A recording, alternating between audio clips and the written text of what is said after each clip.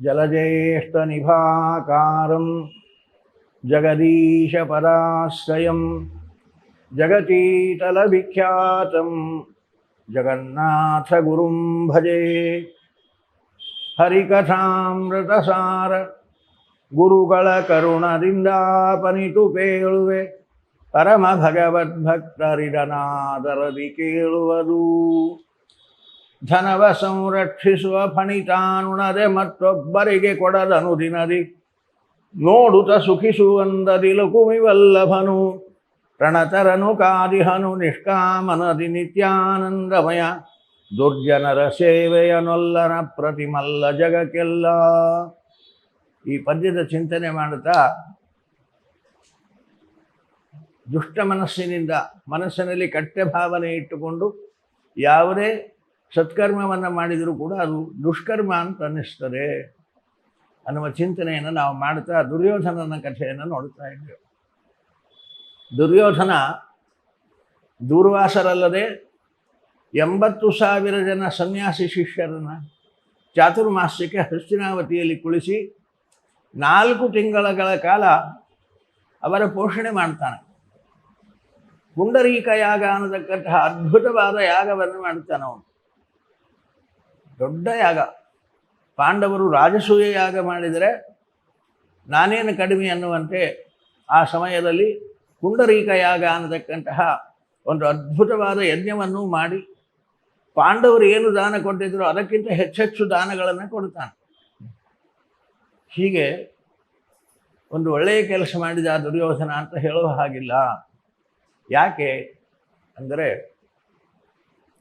ದುರ್ಯೋಧನ ಈ ಕೆಲಸವನ್ನು ಮಾಡುವಲ್ಲಿ ಉದ್ದೇಶ ಕೆಟ್ಟದಾಗಿತ್ತು. ಆದ್ದರಿಂದ ಅವನ ಕೆಲಸಕ್ಕೆ ಕೃಷ್ಣ ಪ್ರೀತನಾಗಲಿಲ್ಲ. ಇಷ್ಟು ದೊಡ್ಡ ಕೆಲಸ ಲೋಕದ ದೃಷ್ಟಿಯಲ್ಲಿ ಪುಂಡರೀಕ ಯಾಗ ಮಾಡಿದ್ದಾನೆ. ಇಷ್ಟು ಜನ ಸನ್ಯಾಸಿಗಳನ್ನು 4 ತಿಂಗಳ ಕಾಲ ಪೋಷಣೆ ಮಾಡಿದ್ದಾನೆ. ದೊಡ್ಡ ಕೆಲಸ ಮಾಡಿದ್ದಾನೆ ಪುಣ್ಯಾತ್ಮ ಧರ್ಮ ದುರ್ಯೋಧನ ಅಂತ ಅನ್ನಿಸ್ತದೆ. ಆದರೆ ಕೃಷ್ಣನ ದೃಷ್ಟಿಯಲ್ಲಿ ಅವನು ಕೆಟ್ಟ ಮನಸ್ಸಿನಲ್ಲಿ ಮಾಡಿದ್ದಾನೆ, ಕೆಟ್ಟ ಉದ್ದೇಶದಿಂದ ಮಾಡಿದ್ದಾನೆ. ಆದ್ದರಿಂದ ಅದು ಕೃಷ್ಣನ ದೃಷ್ಟಿಯಲ್ಲಿ ಸತ್ಕರ್ಮ ಅಂತ ಅನ್ನಿಸಲಿಲ್ಲ. ಇದು ಇವನು ಮಾಡಿದ ಸೇವೆ ಅಂತ ಕೃಷ್ಣ ಸ್ವೀಕಾರ ಮಾಡಲಿಲ್ಲ ಅಂತ ಹರಿದಾಸರು. ಏನು ಕೆಟ್ಟ ಮನಸ್ಸಿಟ್ಟದು ಅಂದರೆ ಆ ಕಥೆಯನ್ನು ಸಂಪೂರ್ಣ ನೋಡಿದರೆ ಗೊತ್ತಾಗ್ತದೆ. ಚಾತುರ್ಮಾಸ್ಯಕ್ಕೆ ಕೂಡಿಸಿದ, ಅಪಾರವಾಗಿ ಅವರನ್ನು ಸಂರಕ್ಷಣೆ ಮಾಡಿದ. ದುರ್ವಾಸರನ್ನು ಹಿಡಿಯೋದು ಅಂದರೆ ಬಹಳ ಕಷ್ಟದ ಕೆಲಸ. ದುರ್ವಾಸರನ್ನು ಸೇವಿಸಿ ಅವರನ್ನು ಸಂತೋಷಪಡಿಸಿದ ದಾಖಲು ನಮಗೆ ಪುರಾಣ ಪ್ರಪಂಚದಲ್ಲಿ ಇಬ್ಬರೇ ಸಿಗ್ತಾರೆ. ಒಂದು ಕುಂತಿದೇವಿ, ಇನ್ನೊಂದು ಶ್ರೀರಾಮಚಂದ್ರ, ಪ್ರಭು ರಾಮಚಂದ್ರ. ಇಬ್ಬರು ಮಾತ್ರ ಅವರನ್ನು ಸಂತೋಷಪಡಿಸಿದವರು. ಉಳಿದಂತೆ ಅವರನ್ನು ಸಂತೋಷಪಡಿಸಿದ ದಾಖಲೆ ಇಲ್ಲ. ಒಮ್ಮೆ ರಾಮಚಂದ್ರನ ಸಭೆಗೆ ಬಂದರಂತೆ ದುರ್ವಾಸರು. ದೇವತೆಗಳು ಬಂದಿದ್ದಾರೆ. ದೇವತೆಗಳ ಜೊತೆ ಸಮಾಲೋಚನೆ ಮಾಡ್ತಾ ಇದ್ದಾನೆ ರಾಮಚಂದ್ರ. ದ್ವಾರದಲ್ಲಿ ಲಕ್ಷ್ಮಣನನ್ನು ನಿಲ್ಲಿಸಿದ್ದಾನೆ. ಒಳಗೆ ಬಂದರೆ ಯಾರನ್ನೂ ಒಳಗೆ ಬಿಡಬೇಡ ಅಂತ ಆಜ್ಞೆ ಮಾಡಿ. ಆ ಸಮಯದಲ್ಲಿ ಬಂದರು ಇವರು ದೂರ್ವಾಸರು. ರಾಮಚಂದ್ರ ಪ್ರಭುವನ್ನು ನಾನು ಅವಶ್ಯವಾಗಿ ಭೇಟಿಯಾಗಬೇಕು, ಬಿಡು. ಒಳಗಡೆಗೆ ಬಿಟ್ಟರೆ ರಾಮಚಂದ್ರ ಶಿರಚ್ಛೇದ ಮಾಡ್ತೀನಿ ಅಂತ ಹೇಳಿದ್ದ. ಬಿಡದೆ ಹೋದರೆ ಕೋಪಿಷ್ಠ ಮುನಿ ಯಾವ ಶಾಪ ಕೊಡ್ತಾನೋ ಗೊತ್ತಿಲ್ಲ. ಕಾರಣ ನನ್ನ ಶಿರಚ್ಛೇದ ಆದರೂ ಅಡ್ಡಿಲ್ಲ, ಇವರಿಂದ ರಘುಕುಲಕ್ಕೆ ಕೆಟ್ಟ ಶಾಪ ಬರೋದು ಬೇಡ ಅಂತ ಲಕ್ಷ್ಮಣ ಒಳಗಡೆಗೆ ಬಿಟ್ಟು ಬಿಡ್ತಾನೆ. ಒಳಗಡೆಗೆ ಬಂದ ದುರ್ವಾಸರು ರಾಮಚಂದ್ರನ ಆಶ್ಚರ್ಯದಿಂದ ಅವರನ್ನು ಸ್ವಾಗತಿಸಿದ. ಬಂದದ್ದೇನು ಅಂತ ಕೇಳಿದಾಗ, ನಮಗೆ ತುಂಬ ಹಸಿವಾಗಿದೆ, ಬೇಗ ಊಟ ಮಾಡಿಸಬೇಕು ಅಂದರು. ಅಡಿಗೆ ಸಿದ್ಧವಾಗಿದೆ, ಬನ್ನಿರಿ ನಿಮಗೆ ಭಿಕ್ಷೆ ಮಾಡಿಸಿಬಿಡುತ್ತೇನೆ ಅಂತ ರಾಮನ್. ದುರ್ವಾಸರಂತಾರೆ, ಮಾಡಿದ ಅಡಿಗೆಯನ್ನು ನಾವು ಊಟ ಮಾಡೋಲ್ಲ, ಹಾಗಾದರೆ ಈಗ ಬೇಗ ಅಡುಗೆ ಮಾಡಿಸಿಬಿಡ್ತೇನೆ, ಕೂತ್ಕೊಳ್ರಿ, ಮಾಡಿಸುವಷ್ಟು ಪುರುಷೊತ್ತಿಲ್ಲ ಅಂತಾರೆ. ಏನು ಮಾಡಬೇಕು? ಹೀಗೆ ಮಾಡಿ ಇಂಥ ಅತಿಥಿಗಳು ಮನೆಗೆ ಬಂದರೆ ಏನು ಮಾಡಬೇಕು? ಮಾಡಿದ್ದನ್ನು ಊಟ ಮಾಡೋಲ್ಲ, ಮಾಡಿಸಿ ಹಾಕುವಷ್ಟು ಪುರುಷೊತ್ತಿಲ್ಲ. ಹೀಗೆ ಕೇಳಿದರು ಅವರು. ರಾಮಚಂದ್ರ ಸಮರ್ಥನಿದ್ದ. ತನ್ನ ಕೈಯಿಂದಲೇ ಮುಷ್ಟಿಯಿಂದಲೇ ಅನ್ನವನ್ನು ಸೃಷ್ಟಿ ಮಾಡಿ ತಕ್ಷಣದಲ್ಲಿ ಅವರನ್ನು ಸಂತೋಷಪಡಿಸಿದ ಅನ್ನೋದನ್ನು ರಾಮಾಯಣದಲ್ಲಿ ನಾವು ನೋಡ್ತೇವೆ. ಇಂತಹ ವಿಚಿತ್ರ ವ್ಯಕ್ತಿತ್ವ ದೂರ್ವಾಸರದು. ಕೃಷ್ಣ ಒಮ್ಮೆ ರುಕ್ಮಿಣಿಯ ಜೊತೆ ವಾಯುವಿಹಾರಕ್ಕೆ ಹೊರಟಿದ್ದಾನೆ. ಕೃಷ್ಣ ರುಕ್ಮಿಣಿಯರು ರಥದಲ್ಲಿ ಹೊರಟಿದ್ದಾರೆ. ದೂರ್ವಾಸರು ಎದುರುಗಡೆಗೆ ಬಂದರು. ಕೃಷ್ಣ ಎಲ್ಲಿ ಹೊರಟಿದ್ದೀರಿ? ಇಲ್ಲ, ರುಕ್ಮಿಣಿಯ ಜೊತೆ ವಾಯುವಿಹಾರಕ್ಕೆ ಹೊರಟಿದ್ದೆ. ನಾನು ಬರಲ್ಲ ಅಂದರು. ಗಂಡ ಹೆಂಡತಿ ವಾಯುವಿಹಾರಕ್ಕೆ ಹೊರಟಾಗ ಈ ಸನ್ಯಾಸಿಯರೇನು ಕೆಲಸ? ಆದರೆ ಬೇಡ ಅನ್ನೋ ಹಂಗಿಲ್ಲ. ಬೇಡ ಅಂದರೆ ಶಾಪ ಕೊಡ್ತಾರೆ. ಕೋಪನೋ ಮುನಿ ಅಂತಾರೆ ಆಚಾರ್ಯ ಅವರನ್ನು. ಆಗಲಿ, ರಥದಲ್ಲಿ ಕೂಡಿಸಿದ, ಹೊರಟರು. ಸ್ವಲ್ಪ ದೂರ ಹೋಗುವಾಗ ರುಕ್ಮಿಣಿ ಬಾಯಾರಿಕೆ ಅಂದ್ಲು. ತಕ್ಷಣ ಬಾಣ ಪ್ರಯೋಗ ಮಾಡಿದ ಗಂಗೆ ಪ್ರತ್ಯಕ್ಷ ಆದ್ಲು. ರುಕ್ಮಿಣಿ ಬಾಯಾರಿಕೆ ಅಂದ್ರಿ, ಈಗ ಗಂಗೆ ಬಂದಿದ್ದಾಳೆ, ನೀರು ಕುಡಿ. ರುಕ್ಮಿಣಿ ನೀರು ಕೊಡಲು. ರಥದಲ್ಲಿ ಕುಳಿತಿದ್ದರು ದುರ್ವಾಸರು. ಕೃಷ್ಣ, ನಿನಗೆ ಹೆಂಡತಿಯ ಮೇಲೆ ವ್ಯಾಮೋಹ, ನಾನು ಇಲ್ಲೇ ಕುಳಿತಿದ್ದೇನೆ, ದುರ್ವಾಸರೇ ನೀರು ಕುಡಿತೀರಾ ಅಂತ ಒಂದು ಮಾತು ನನ್ನನ್ನು ಕೇಳಲಿಲ್ಲ. ಇಂತಹ ದುರಹಂಕಾರಿ ನೀನು, ನಿಮಗೆ ವಿಯೋಗ ಆಗಲಿ ಅಂತ ಶಾಪ. ಹೀಗೆ ಮಾತಿಗೆ ಕೋಪಗೊಳ್ಳುವ ವಿಚಿತ್ರ ಸ್ವಭಾವ ಇವರು. ಇಂತಹ ದುರ್ವಾಸರನ್ನು ಹಿಡಿಯೋದು ಅಂದ್ರೆ ಅಷ್ಟು ಸುಲಭದ ಕೆಲಸ ಅಲ್ಲ. ಇಂತಹ ದುರ್ವಾಸರನ್ನು 80,000 ಜನ ಸನ್ಯಾಸಿ ಶಿಷ್ಯರ ಜೊತೆ 4 ತಿಂಗಳ ಕಾಲ ಪೋಷಣೆ ಮಾಡಿದ್ದಾನೆ. ಯಾವುದೇ ರೀತಿ ವ್ಯತ್ಯಾಸ ಬರದಂತೆ, ಅವರಿಗೆ ಕೋಪ ಬರದಂತೆ, ಬೇಸರ ಆಗದಂತೆ, ಅವರು ಶಾಪ ಕೊಡದಂತೆ 4 ತಿಂಗಳ ಕಾಲ ದುರ್ಯೋಧನ ಅವರನ್ನು ಪೋಷಣೆ ಮಾಡಿದ್ದಾರೆ. ಸರಿ, 4 ತಿಂಗಳು ಮುಗಿಯಿತು. ಸೀಮೋಲ್ಲಂಘನ ಆಗಬೇಕು. ದುರ್ಯೋಧನ 4 ತಿಂಗಳ ಕಾಲ ಚೆನ್ನಾಗಿ ಪೋಷಣೆ ಮಾಡಿದ್ದೀಪ, ತುಂಬ ಸಂತೋಷ ಆಗಿದೆ ಅಂತ ದುರ್ವಾಸರು ಪ್ರಸನ್ನರಾಗಿ ಕುಳಿತರು. ಎಷ್ಟು ಪ್ರಸನ್ನರಾಗಿದ್ದರು ಅಂದರೆ ಭಗವಂತನ ಪ್ರೇರಣೆ.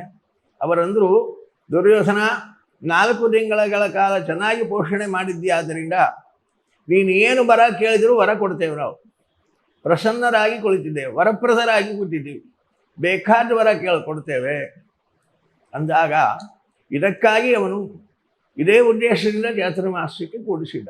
ಇದೇ ಅವನ ಕೆಟ್ಟ ಬುದ್ಧಿ. ಅವನಂತಾನೆ, ಈ 4 ತಿಂಗಳ ಕಾಲದ ಪೋಷಣೆಯಿಂದ ನಿಜವಾಗಿ ನೀವು ಸಂತೋಷರಾಗಿದ್ದರೆ ನನಗೊಂದು ವರ ಕೊಡಬೇಕು. ಏನು ಅಂದರೆ, ಪಾಂಡವರು ವನವಾಸದಲ್ಲಿದ್ದಾರೆ. ಅವರು ನಿತ್ಯ ಅತಿಥಿ ಸತ್ಕಾರ ಮಾಡುವುದಕ್ಕೋಸ್ಕರವಾಗಿ ಸೂರ್ಯನಾರಾಯಣ ಅವರಿಗೆ ಒಂದು ಅಕ್ಷಯ ಪಾತ್ರೆ ಕೊಟ್ಟಿದ್ದಾನೆ. ದಿನ ಲಕ್ಷ ಜನ ಬ್ರಾಹ್ಮಣರಿಗೆ, ಋಷಿಗಳಿಗೆ ಭೋಜನ ಮಾಡಿಸ್ತಾ ಇದ್ದಾರೆ ಆ ಅಕ್ಷಯ ಪಾತ್ರೆಯ ಪುಣ್ಯದಿಂದ ಪಾಂಡವರು. ಅಕ್ಷಯ ಪಾತ್ರೆ ಅಪಾರವಾಗಿ ಕೊಡ್ತದೆ. ಲಕ್ಷ ಅಲ್ಲ, 2 ಲಕ್ಷ ಜನ ಬಂದರೂ ಅದು ಒದಗಿಸ್ತದೆ ಉಪಹಾರ, ಊಟ ಎಲ್ಲವನ್ನ. ಆದರೆ ಅದು ಎಲ್ಲಿವರೆಗೆ ಪೂರೈಸ್ತದೆ ಅಂದರೆ ದ್ರೌಪದಿಯ ಊಟ ಆಗುವವರೆಗೆ. ದ್ರೌಪದಿಯ ಊಟ ಆದ ನಂತರದಲ್ಲಿ ಆ ಅಕ್ಷಯ ಪಾತ್ರೆ ಕೆಲಸ ಮಾಡಲ್ಲ, ಏನು ಕೇಳಿದರೂ ಕೊಡಲ್ಲ.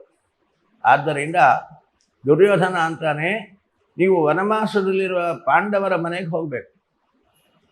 ಯಾವಾಗ ಹೋಗಬೇಕು ಅಂದರೆ ದ್ರೌಪದಿಯ ಊಟ ಆದ ನಂತರ ಹೋಗಬೇಕು. ಈ 80,000 ಜನ ಶಿಷ್ಯರನ್ನು ಕರೆದುಕೊಂಡು ಹೋಗಿ ದ್ರೌಪದಿಯ ಊಟ ಆದ ಮೇಲೆ ನಾವು ಹಸಿದು ಬಂದಿದ್ದೇವೆ, ನಮಗೆ ಊಟ ಮಾಡಿಸ್ರಿ ಅಂತ ಅವರನ್ನು ಕೇಳಬೇಕು. ಹೀಗೆ ವರ ಕೇಳ್ತಾನೆ ಅವನು. ದುರ್ವಾಸರಿಗೂ ಮನಸ್ಸಿಗೆ ಬೇಸರ ಆಯಿತು. ಇವನ ಅನ್ನ ತಿಂದದ್ದಕ್ಕೆ ಕೃಷ್ಣ ಭಕ್ತರಾದ ಪಾಂಡವರನ್ನು ಪರೀಕ್ಷೆ ಮಾಡುವ ಕಾಲ ಬಂತು ನಮಗೆ. ಆದರೆ ಮಾತು ಹೇಳಿ ಆಗಿತ್ತು, ವರ ಕೊಡ್ತೇನೆ ಅಂತ. ಏನು ಮಾಡೋ ಹಾಗಿಲ್ಲ. ಹಾಗಾಗಿ ಅನಿವಾರ್ಯವಾಗಿ ದೂರ್ವಾಸರು ಪಾಂಡವರಿದ್ದಲ್ಲಿಗೆ ಬಂದರು. ದ್ರೌಪದಿ ಊಟ ಆಗಿಬಿಟ್ಟದೆ. 80,000 ಜನ ಶಿಷ್ಯರಿದ್ದಾರೆ. ಧರ್ಮರಾಜ ಬಂದು ನಮಸ್ಕಾರ ಮಾಡಿ ಆತಿಥ್ಯ ಸ್ವೀಕಾರ ಮಾಡಬೇಕು ಅಂತ ಪ್ರಾರ್ಥನೆ ಮಾಡ್ತಾನೆ. ಒಳಗಡೆಗೆ ದ್ರೌಪದಿಯ ಊಟ ಆಗಿಬಿಟ್ಟದೆ. ಯಾವುದೇ ರೀತಿ ಅಕ್ಷಯ ಪಾತ್ರೆ ಕೆಲಸ ಮಾಡಲ್ಲ. ಸ್ನಾನ ಮಾಡಿಕೊಂಡು ಬನ್ನಿರಿ, ಆತಿಥ್ಯ ಸ್ವೀಕಾರ ಮಾಡಿರಿ ಅಂತ ಸ್ನಾನಕ್ಕೆ ಕಳಿಸಿಬಿಟ್ಟ ಧರ್ಮರಾಯ. ಒಳಗಡೆಗೆ ದ್ರೌಪದಿ 80,000 ಜನರಿಗೆ ಊಟ ಮಾಡಿಸುವ ಬಗೆ ಹೇಗೆ? ತನ್ನ ಊಟ ಆಗಿದೆ. ಅಕ್ಷಯ ಪಾತ್ರೆಯಿಂದ ಏನು ಬರುವ ಹಾಗಿಲ್ಲ. ಏನು ಮಾಡಬೇಕು? ಆಗ ಅನ್ಯಥಾ ಶರಣಂ ನಾಸ್ತಿ ತ್ವಮೇವ ಶರಣಂ ಮಮ, ಕೃಷ್ಣ ನೀನಲ್ಲದೆ ಗತಿ ಇಲ್ಲ, ನೀನೇ ಇಂತಹ ಆಪತ್ಕಾಲದಲ್ಲಿ ನಮ್ಮನ್ನು ರಕ್ಷಣೆ ಮಾಡಬೇಕು ಅಂತ ಪ್ರಾರ್ಥಿಸಿದಾಗ ಕೃಷ್ಣ ತಾನು ಬಂದು ದ್ರೌಪದಿಯನ್ನು ಸಮಾಧಾನಪಡಿಸಿ ತೃಪ್ತಿಯ ತೇಗನ್ನು ತೇಗಿಬಿಡುತ್ತಾನೆ. ತೃಪ್ತಿಯ ತೇಗುವಾಗ ಸ್ನಾನಕ್ಕೆ ಹೋದ ದುರ್ವಾಸಾದಿಗಳಿಗೆ ಅಲ್ಲೇ ತೃಪ್ತಿಯಿಂದ ಹೊಟ್ಟೆ ಭಾರವಾಗಿ ಅವರಿಗೂ ತೇಗು ಬರಲಿಕ್ಕೆ ಹತ್ತು. ಕೃಷ್ಣ ಭೀಮಸೇನನನ್ನು ಕರೆದು ಹೇಳಿದ, ದುರ್ವಾಸಾದಿಗಳನ್ನು ಕರಿ, ಕೃಷ್ಣ ಬಂದಿದ್ದಾನೆ, ಅಡಿಗೆ ಮಾಡಿಸಿದ್ದಾನೆ, ಎಲ್ಲ ಅಡಿಗೆ ಸಿದ್ಧವಾಗಿದೆ, ಬೇಗ ಬರಲಿಕ್ಕೆ ಆಮಂತ್ರಿಸು ಅಂತ ಹೇಳಿ ಕಳಿಸಿದಾಗ ಭೀಮಸೇನ ಆಮಂತ್ರಿಸಿದ ಭೋಜನಕ್ಕೆ ಅವಸರ ಮಾಡಿದ. ದುರ್ವಾಸಾದಿಗಳಿಗೆ ಅರ್ಥವಾಯಿತು, ನಾವು ಈ ಕೆಲಸ ಮಾಡಬಾರ್ದಾಗಿತ್ತು, ಪಾಂಡವರನ್ನು ಪರೀಕ್ಷೆ ಮಾಡಲಿಕ್ಕೆ ಬರಬಾರ್ದಾಗಿತ್ತು, ದುರ್ಯೋಧನನ ದುಷ್ಟ ಅನ್ನ ತಿಂದು ಈ ಕೆಲಸ ಮಾಡಬೇಕಾಯಿತು. ಬಂದು ಕೃಷ್ಣನಲ್ಲಿ ಶರಣಾಗತಿ ಹೊಂದಿ ಪ್ರಾರ್ಥನೆ ಮಾಡ್ತಾರೆ ದುರ್ವಾಸರು. ಕೃಷ್ಣ ನಮ್ಮದು ಅಪರಾಧ ಆಯಿತು, ನಿನ್ನವರು ಅಂತ ಅವರನ್ನು ಸ್ವೀಕಾರ ಮಾಡಿಬಿಟ್ಟಿದ್ದೀರಿ, ಅವರ ಮಾನ ಹೋಗ್ಲಿಕ್ಕೆ ನೀನು ಬಿಟ್ಟುಕೊಡಲ್ಲ ಭಕ್ತರನ್ನು, ನಮ್ಮನ್ನು ತೃಪ್ತಿಪಡಿಸಿದಿ, ಬಂದು ಅನುಗ್ರಹಿಸಿದಿ, ನಿನ್ನ ದರ್ಶನದ ಭಾಗ್ಯ ದೊರೆಯಿತು. ಆ ದುಷ್ಟನ ಅನ್ನ 4 ತಿಂಗಳ ಕಾಲ ತಿಂದದ್ದ ಫಲವಾಗಿ ಇಂತಹ ಕೆಟ್ಟ ಕೆಲಸವನ್ನು ಮಾಡಬೇಕಾಯಿತು ಅಂತ ಪಶ್ಚಾತ್ತಾಪ ಪಡ್ತಾರೆ ದುರ್ವಾಸರು. ಕೃಷ್ಣ ಅನುಗ್ರಹಿಸಿ ಕಳಿಸ್ತಾನೆ. ಇದು ದುರ್ಯೋಧನ ಮಾಡಿದ ಕೆಲಸ. 4 ತಿಂಗಳ ಕಾಲ ಸನ್ಯಾಸಿಗಳನ್ನು ಹಿಡಿದು ಅವರು ಮಾಡಿದ್ದು ದುರ್ಬುದ್ಧಿ. ಪಾಂಡವರಿಗೆ ದುರ್ವಾಸರಿಂದ ಶಾಪ ಆಗಬೇಕು ಅನ್ನುವ ಕೆಟ್ಟ ಉದ್ದೇಶವನ್ನು ಮನಸ್ಸಿನಲ್ಲಿ ಇಟ್ಟುಕೊಂಡು ಈ ಕೆಲಸ ಮಾಡಿದ. ಅಪಾರ ಪುಣ್ಯವನ್ನು ಕಳೆದುಕೊಂಡ. ಇಂತಹ ದುರ್ಯೋಧನನ ಚಾತುರ್ಮಾಸ್ಯ ಸೇವೆಯಾಗಲಿ, ಅವನ ಮಾಡಿದ ಪುಂಡರೀಕ ಯಾಗ ಆಗಲಿ, ಇದೊಂದು ಸತ್ಕರ್ಮ ಅಂತ ಕೃಷ್ಣ ಅದಕ್ಕಾಗಿ ಸ್ವೀಕಾರ ಮಾಡದೆ ಅವನಿಗೆ ಅನುಗ್ರಹ ಮಾಡಲಿಲ್ಲ. ದುರ್ಜನರ ಸೇವೆಯನು ವಲ್ಲ ನಪ್ರತಿಮಲ್ಲ ಜಗಕ್ಕೆಲ್ಲ ಅಂತ. ಹೀಗೆ ದುರ್ಜನರು ಕೆಟ್ಟ ಬುದ್ಧಿಯಿಂದ ಮಾಡಿದ ಆ ಸೇವೆಯನ್ನು ಸೇವೆ ಅಂತ ಭಗವಂತ ಸ್ವೀಕಾರ ಮಾಡೋದಿಲ್ಲ ಅಂತಾರೆ ಜಗನ್ನಾಥದಾಸರು. ಮಧ್ವೇಶಾರ್ಪಣಮಸ್ತು.